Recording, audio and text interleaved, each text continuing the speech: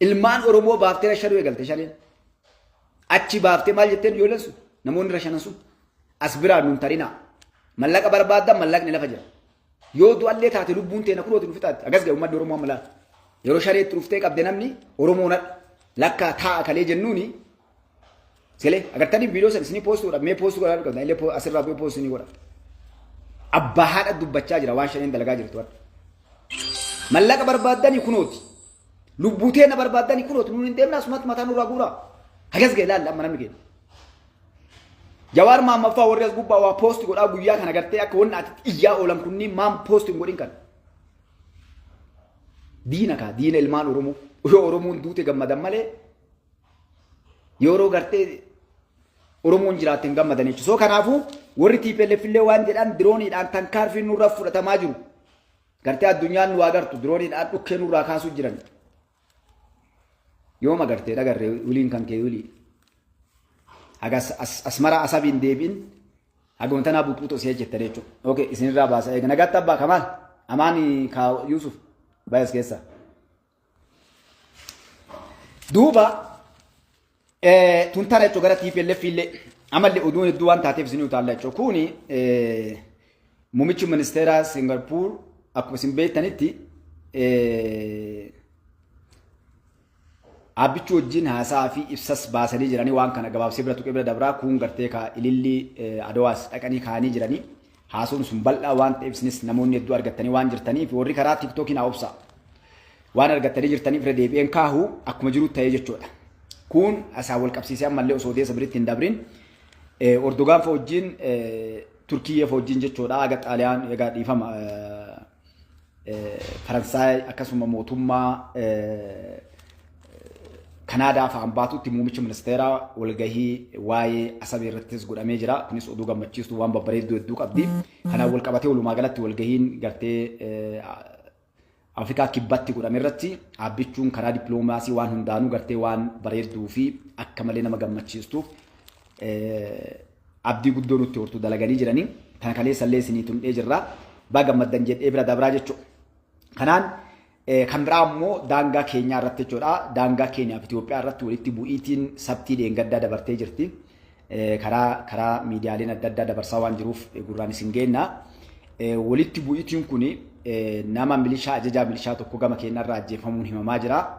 Akka poolisni keenyaadhaa baasetti waraanni Itoophiyaadhaa daangaa cabsee gara keenyaatti seenee isa kana daangaa eeguun dirqama keenya waan taateef akka of duuba deebi'an goonee jirra jedhee kaaniif ammoo hagammatti ibsi gara lachiyyuu eeggamu jira.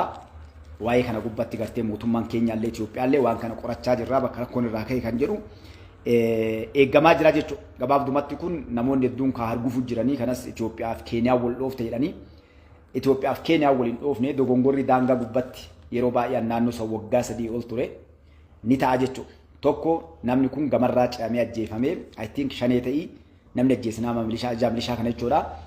Sun qulqullaa'ee adda ba'a alaa kulli haali kanarraa kan ka'e poolisni Itoophiyaadhaa daangaa cabsitee gartee seenuun himamaa jira. Gama Itoophiyaatiin hagammattu wanni kun cabsanii seenuun himame hin agarre. Kun kana jechuudha. Yoo wanni kun gara mootummaatti ammoo ibsi irra kennamee jedhee gurraan isin geenna inshaallah. Tuntana kun naannoo Affaar keessatti lafa Ertaalle jedhanitti gartee ibiddi isaa lafa keessaa bahu inni bulkaanoo jedhanii suni bahee guddoo rifaatuu guddoo namatti uume waggaa 10,000 dura balee achas waan hin ta'ini.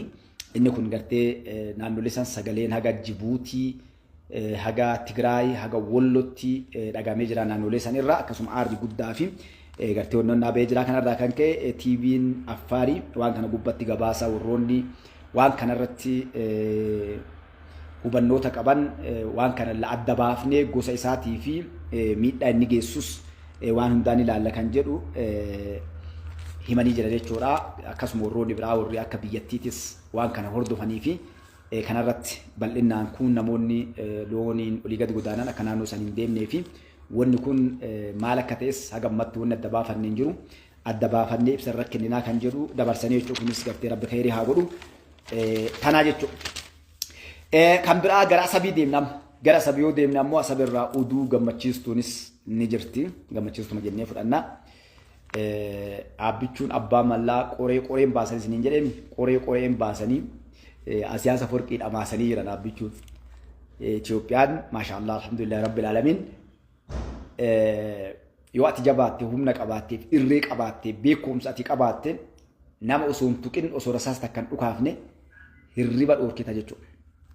Asiyaasa Forqiitii baandoleen isa jala yaa'an tokko baandaan inni bobbaase guutuutti facaatee jirti. Akkuma argaa jirtan TPLF namni guddaan inni galatee jechuudha. Akkuma irra sini deebi'aa Ijipti. Akkuma Ijipti Shaabiyaa kaate Shaabiyaan TPLF kaate TPLF jaartii lama fuute. Jaartiin lamaan TPLF fuute shaneedhaa fi faannoo jechuudha. Jaarsa jaraa mataa irraa yaabbichuun warra Tigraay, ummata biyya jaalatu, Itoophiyaa jaalatu, biyya ofii jaalatu, biyya jaalattoota Tigraay jalan kalee waan isin goone ni beektanii mi'eeyyen nuti isin tun gaafa gartee ijoollee teessa waggaa 27 nama keenya kolaastee ajjeeftee waa mara gootee biyya kana goote. Nagaan ganda galchinee dachaatee dhuftee qeetee na nusaamu biyya tana diiguu dhoofnee mataa keessa dhoofnee ariinees ni galchinee maqaa kan dhumattanii silee ammallee san dhumuu barbaaddanii isin ummata Itoophiyaati. Ilmaan teessan Geetaachoo Raddaallee kalee pirezidantii naannoo Tigraay isinii goone adhallee jeneraal maqaan raakuta Taaddasee Warradeedhaa isinii goone akkam yaaddan ummanni yeroo mataa dhugaa keetii abbichuu jedhanii haqa dubbiin tun haqa dubbii dhugaati yeroo san bakka 10 adda caccabte jechuudha. Ol fiiganii gaffiiganii gara deebi'an dhabanii Asmaraa dhaqanii achii deebi'anii waan dhibba takka godhan diroonii arganne dhiyoo kana waan nu jammeettani diroonii arganne misaayil arganne waan dhibba takka haasaa turan jechuudha. Summarti nu baddeet amma bannee nu dhaqqaba jechuudha jira jechuudha. Bannee nu dhaqqaba addunyaa waraqaa galchitee hadha mootummaa Itoophiyaa walii galtee san cabsee jira jetti gama kaanii yoo kun hin taane laal haga rifatan barbaata karkaan qaban. Yoo kan dee mootummaa Itoophiyaa deemu taate qophii qabnaa jedhan kun yakka mataan isaa ta'uu jalqaba. Addunyaallee osoo himatan addunyaarraa waan dhageenye warra kanatti Itoophiyaa bulchaa ture ilaala. Dubbii wal dhayaasumatti walgahii dheengadda godhatanii walgahii irraa bahanii mootummoota addunyaatiin gamtoomaniin rakkoo akkana nurra gaa jira kunnoo arga jedhanii isaan huban ari'amanii mootummaa Itoophiyaa sarara baasee booddiin filmaataa haqee daaraa qabrii isaaniitu siidaa irra dhaabanii jiran. Haarawat deemsanii kaasuu deeman sanitti hin dhaabban. Osoo waraqaa garas galchan gamanaan as deebanii ammoo yoo ka mootummaa Itoophiyaa tan kaarfii fudhachuu deemu taatu qophii qabnaa jedhan qophii akkam ka waraanaa jechuudha. Walii galtee achi kaame meeshaa lolaa hiikkatanii karaa nagaatiin agartee biyya ofii keessa galanii jiraatan kakaame isaan meeshaa lolaa qabanadha. Mataan isaa sun yakka uummata kanatu biyya bulcha. Kanniin abdattee jawaarfaati ni dhufti ijoolleen teenna agartee abbootiin teenna jedhaa jechuudha. TPLF inni isaa jalaaf sirba jedhu warra waan jedhuuf godhu hin beekne manguddoon qaatattu torraati. Nama ganna 78 guutuu isi. Soo kanaaf Tankaarfiin karaa Asiyaasa Forqii irraa dhufe wanni amma nama gammachiistu maali? Asiyaasa Forqii mataan isaa dhawaan qabatu gadhiisu wallaalee dhama'ee booyaa jira. Dheengadda sirraa fiiganii beektanii gaafa Gibxi dhaqee Gibxiin na gargaarii waan hundaa gartee na waliin dhaabbadhu jedhee achi booyaa ture. Namtichi Gibxi gartee ibiddaafoo jiru argaanii beekaa isa caala hubannootas qabaa namtichi waan hundaa argaa aniin bishaan abbaa kiyyaa ka gartee waa hedduutti ta'e bishaan abbaa gartee ka akka hin hidhamne hin goosin. Amma yooti maraataadhaaf fayyaa qabdaa jedhee namtichi Abdul Fattah Siisi. Ayyuu kireezi. Atama yoo si fakkaatu baara diimaa keetiif meeshaa lolaa kaasee waa hunda godhee sirna godhaa. Yoo dandeette deemi yoo jabaa taate si gargaaraa yookaan homaa siin godhu jedheen jechuudha. Iisuun achi as deebi'ee jennaan uummata deebi'ee jeneraalotaa fi warroota isa waliin jiru ministeerota olii qabee marii seenanii jechuudha. Waa takka gara ol fiiganii gad fiiganii Arab Liigii eenyu jinniidha biyya na gargaartu maal asii achi adhee ori'anii. Wanni martuu harkaa hiikkattee buchulloonni isaan biyya keessatti ijaaran leencoleen jala qophooftee teettee eeguu jirti raayyaa ittisa biyyaa bakka hunda qabate osoo isaan quban qabne funyaan isaanii jala jira raayyaa ittisa biyyaa bakka hundaan. Waa kaanaan yeroo isaan qabanii akka gartee leenca waa caccabseetti raayyaa ittisa biyyaa caccabsee dhuka isaanii dhukachuuf jala taa'u jira. Iisuu yeroo inni ilaalee argu dubbiin ta durii miti jechuudha. Wanni waan gaara irraa gaara utaalanii lolanii miti. Zabana teknooloojiiti ijoolleen amma leenjite raayyaan ittisa biyyaa hadha jiru kuni humna furgaatu new generation warra ari'ee qabu warra dheessee bahu yangi kan inni walitti qabee warra gungumaa deemu kun manguddoo dulloota jeneraaloonni isaanii warra gartee amma isaan daapariidhaan yaa'an. Kun ammoo warra dirqamaan gartee raayyaa biyyatti oofanii achi kee jiru jechuudha. Kamindaan qabne waggaa mee gartee jechaa deemu martu. Yaa Rabbi balaa wayii buuse dhee warra boo'u. Jiruun qaban ummanni isaanii jiruun qabu isaan jiruun qaban wanna lolaniif takka illee hin qabnu. Kanaaf walitti qabanii mari'atan yeroo mari'atan ministeerotaaf jeneraalonni isaanii mooraa lama adda bayan. Tokko bishaan asab kana buufata asabii kana ofirraa fuunee Itoophiyaa kenninee nagaa naa jiraannu amma hin dandeenyu nu Itoophiyaan hirriba nu dhoorkite waa takka godhuu hin dandeenyu takka hireen nu qabnu amma hiree lamaan keessa takka ta'uu irra walii galan. Tokko Itoophiyaa dabarsinee kennu ofirraa maal goonaa dhumanna waan kanaan amma dhumachuudha balaan adda asabirraa kaate asabitti hin dhaabbattu abbichuun abbaan malaa achitti hin dhaabbatu yoo takka asab dhaye nullee dhahee of jalatti nu rara tana maraa dhabnaanii dhumanna ijoolleen kennaa gandi kennallee isatti haa kenninu. Kan lammataa Ijipti kenninee Ijipti humna qabdii meeshaa lolaa qabdii Araboota illee itti waamachuu dandeettii akka keenya qoqqobbiin irra kaawwamee ganda takka dachaalee taa'utti hin jiru humna qabdii sitti haa kenninu haa gartee fudhuufirraa ittisi akka feeti godhu jennee itti haa kenninu kan lamaan lafa kaa'an jechuudha. Erga kana lamaan irra mataa wal nyaatanii duubatti murtiin irra gaan harkii wayyamne irra guddaan itti jallate kami abboo balaa tanan dandeenyu Itoophiyaan dandeenyu amma achi Ijiptillee Itoophiyaan dandeettu kijiba osoo waa goote bishaan abbayaadhaa akka hin hidhamne gooti waggaa meeqa kadalleettee dhorkaa turte adda waa takka illee godhuu hin dandeettu nu'uuf Ijiptillee Itoophiyaa irratti eenyullee adda Itoophiyaa nam tuquu danda'u tokko illee hin jiru Itoophiyaa kenninu ka jedhu harki wayyamne harki irra guddaan irra gaan jechuudha. Harki xiqqaan lakki tanaa miti haa yaallu nullee ni gargaarraa warri harki xiqqaan jechuudha. Shaneeffaannoo warra kan akka gaarii ijaarree akka gaarii hidhachiifne ganda Oromoo ganda siin Somaalee kana keessa warra Ogaadeen jedhan kanneen ijaarree warra gartee boombiitti yoo hin dhaqee uf dhoosu aayyoo aabboo isarra dhoosu kanneen ijoollee yuunivarsiitii barattoota warra daladdoota baankiidhaa maal kanneen gurmeessinee doolara gannanne ummata takkaa jiruun argin warra gartee biyyarra birri jaalatu abbootii garaa kanneen malan mallee akka gaarii taqqara goonee miti baandaadhaaf girrisaa warra jedhanii isaan jedhan san ijaarree gartee gargaarraa nullee lola itti seennaa Gibxiin qofa jedhanii dachoo dhiisuudhaan yoo Gibxi onnee qabaattee ka Itoophiyaatti bu'uu dandeettu taate yoo waan biraa dadhabne Itoophiyaa lola yeroo dheeraadhaa gaafa cabnutti haga tokko waggaa takka illee yoo ta'e amma shakkiin nu qabnu Itoophiyaa namni waggaa tokko lolu hin jiru Afrikaa keessa warri gaaraa fi qilee beeku TPLF ka taankii baankii gaafa harkaa qabdu waraana Itoophiyaa kan jiru ka taankii baankii harkaa hin qabdu ka Oromoodha ka jirtu itti kaate kan hafxanyoonni itti kaate kan itti kaan hinjifachuu dadhabne amma alaa seennee Eertiraan daangaa cabsitee dhattee waan gootu kan jedhu gartee haa ta'u yoo gartee waan biraallee dadhabne Itoophiyaa naannoo jeequmsaa biyya nagaa hin qabne goona kan jedhu gubbatti harkaa wal qaban jechuudha. Alaa bullee haali odeessi gama sanirraa dhufutti jiru warra lakki nagaan ofirraa dabarsinee Itoophiyaatti haa kenninu kan jedhu jechuudha. Kanaan wal qabatee badiin biraan mallee itti dhufte dhiisuu osoo inni ta'an irraa yoo bahe beektanii dhiisuu ta biraatu itti dhufa. Abbichuu nagaan machi deema olii gad deeman kana bar Israa'elillee galgala kana tabala atii balaa itti dhufte. Israa'elillee ta'u fiitiif namuu beektanii san keessa gartee yeroo hattuun tokko mana seenee hatu bar jalaan sareellee waafuutiin jalaan gartee namuu bar bakka takka yeroo si argee gaafa muka qottoon maal taate qottoo itti heddummaata jedhe. Duuba waan jette Israa'elii Itoophiyaan galaana diimaa argachuun asabta Itoophiyaatti deebi'uu fi qaba. Bilaa shakki jette ziilleen jajjabdu bar dubbiin jawwee jawaariin biraan dhaqame. Eertiraan nama guuza waamattu qabdi Itoophiyaan hin qabdu nuun jedha.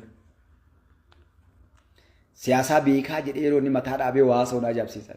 Laal siyaasaa akkasiin jirtu. Itoophiyaan baradha Israa'el fa'aa Itoophiyaa yaaddeetii miti. Ameerikaan fa'aa Itoophiyaa yaaddeetii miti. Yuroop Itoophiyaa yaaddeetii miti. Baanii galuu dadhabanii galaana diimaa kanarra.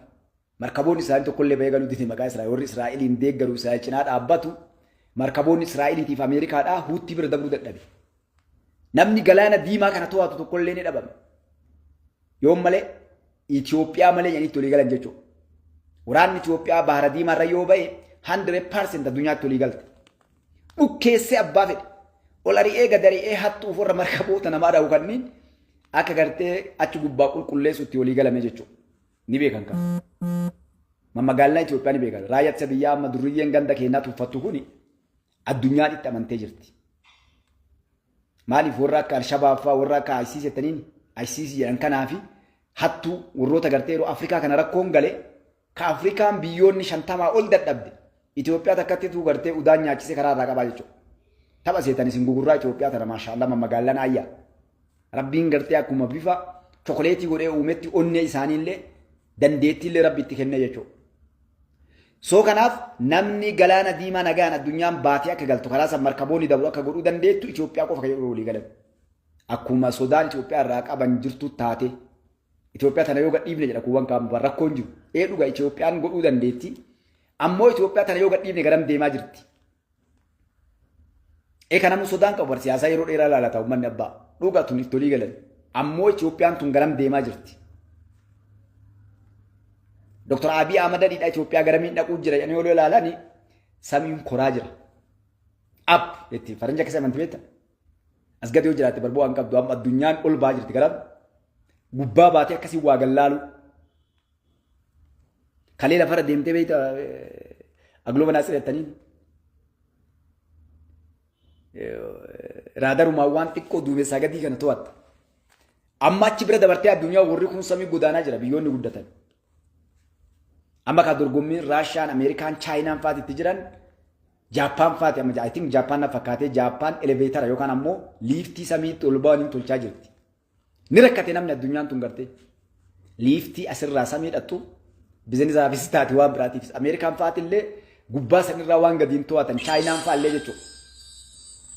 Amma kaawwanni jechuun jiran Itoophiyaan waliin ol utaalaa jirti. Itoophiyaan dachii gubbaa jaampii gootee ol utaaltee gubbaa baatee gallaaluu deemu jirti. Hayyamnaa fi tunillee dubbii itti taate jechuudha addunyaa. Itoophiyaan qabeenya qabdi, waa hunda qabdi, nama hin qabduu turte. Nama barate, nama biyya tanaaf yaadu, yoo barate illee waan tokko lama qabeeku. Oor namoonni hedduun walitti dhufanii warri biyyaa bu'aa qaban. Hayyoonni saayintistoonni waraanaa kan siyaasaadhaa, kan bulchiinsaa, kan dippiloomaasii. Namoonni hedduu walitti dhufanii biyya san baraaru oor namni tokko jabaan akka abbichuu kana keessa jiraachuu biyya takka inni baraaru. Itoophiyaa keessa kaatuuf deemu malee